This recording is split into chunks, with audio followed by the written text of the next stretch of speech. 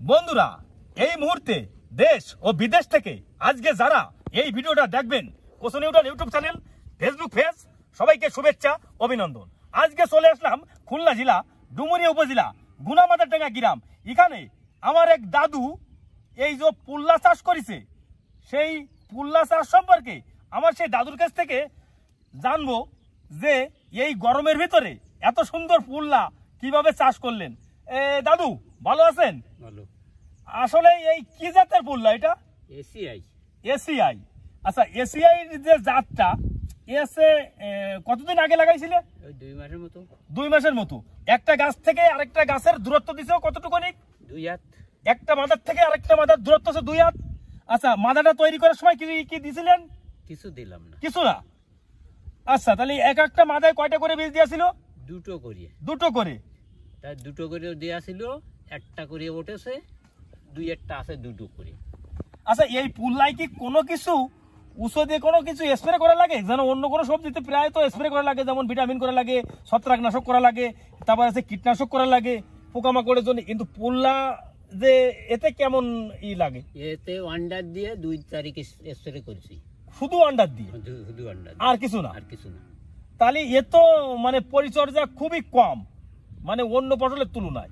অন্য ফসলের খরচ কম, এতে খরচ কম আছে। তা এইখানে মোট কত টাকা খরচ হয়েছে এই তোমার এই যে বান্ডার তলে আমরা দাঁড়িয়ে আছি, এই বান্ডার মোটে বীজ বাদে 200 টাকার মতো খরচ হয়েছে। বীজ বাদে মোটে 200 টাকা। বন্ধুরা, বীজ বাদে মাত্র 200 টাকা। এখন বর্তমান বাজারের 1 কেজি পুল্লার রেট আছে কত? এখন বর্তমান 20 টাকা। বর্তমান 20 টাকা। তা 20 টাকা হলেই এখানে যে বন্ধুরা আপনারাই বিচার করেন, এ কয়টা লাগে 1 কেজিতে? 3টে না 4টে? না, বেশি লাগে। বড় হলি 4টে হয়, আর ছোট হলি 6টা। তা 6টা লাগবে না। 6টা লাগবে না। তা 6টা হলো 6টা 4টে কেজি। তা এ তো খাতি মনে মিষ্টি সাংঘাতিক। এই ফুল্লা মিষ্টি, প্রচুর মিষ্টি। ফুল্লা মিষ্টি।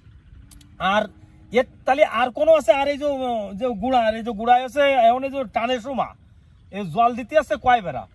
একদিন 2 বার দিয়েছি।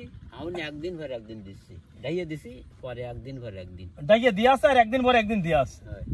এমনি তাই ছাড়া তো আর কোনো তেমন কোনো নেই। তাহলে মোট খরচ হয়েছে 200 টাকা, আর হচ্ছে এই জালে মালে আর যা খরচ হয় 23টা দাবায় 200 টাকা খরচ হয়েছে। 23টা দাবায় 200 টাকা খরচ হয়েছে। বন্ধুরা, মাত্র 23টা দাবা। তা 23টা দাবায় 200 টাকা খরচ হয়েছে। তা এখানে এই পর্যন্ত এর আগে কি ফল বিক্রি হয়েছে? এখনো 4 কেজির মতো বেশি। 4 কেজি মানে উৎপাদন করা হয়েছে বন্ধুরা। আর এই যে সামনে এই যে আর 2 থেকে 3 দিন পরে সর্বনিম্ন আধা মন তো তোলা যাবে এই বৃষ্টি মাঝে ইজির থেকে। আধা মনের বেশি হবে না বন্ধুরা।